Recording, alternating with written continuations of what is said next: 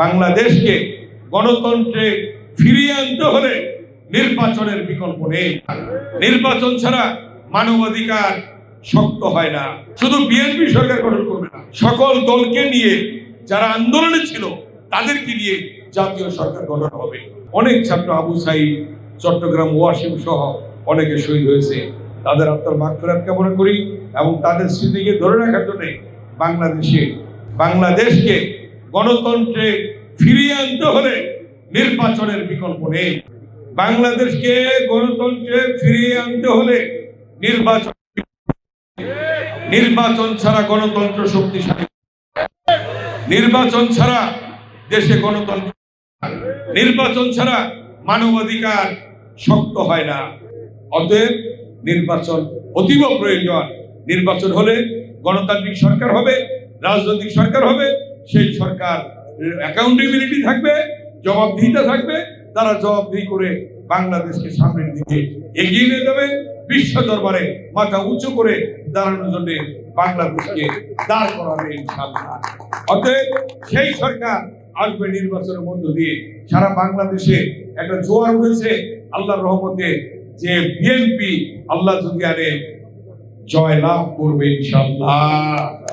এবং বাংলাদেশের সরকার হবে আগামী দিনে খালেদা জিয়ার সরকার, বাংলাদেশের সরকার হবে তারেক রহমানের সরকার।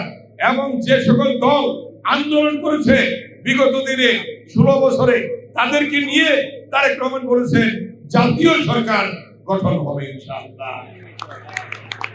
শুধু বিএনপি সরকার গঠন করবে না, সকল দলকে নিয়ে যারা আন্দোলনে ছিল তাদেরকে নিয়ে জাতীয় সরকার গঠন হবে। অতএব উদারতার পরিচয় দিয়েছে, দেশপ্রেমের উজ্জ্বল দৃষ্টান্ত দেখিয়েছে তারেক রহমান। সেটা কি? বাংলাদেশকে সবার আগে উনি দেখছেন।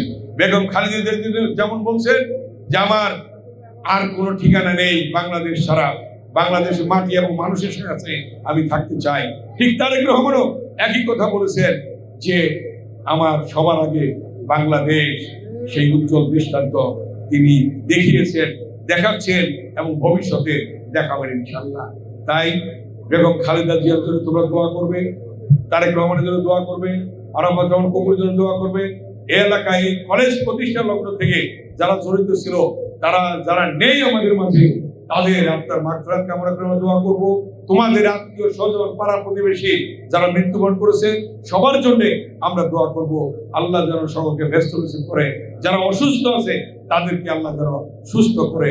এই কথা বলে সবাইকে ধন্যবাদ জানিয়ে এই কলেজের জন্য যা যা দরকার আল্লাহ ক্ষমতা আনবে সবকিছু ইনশাআল্লাহ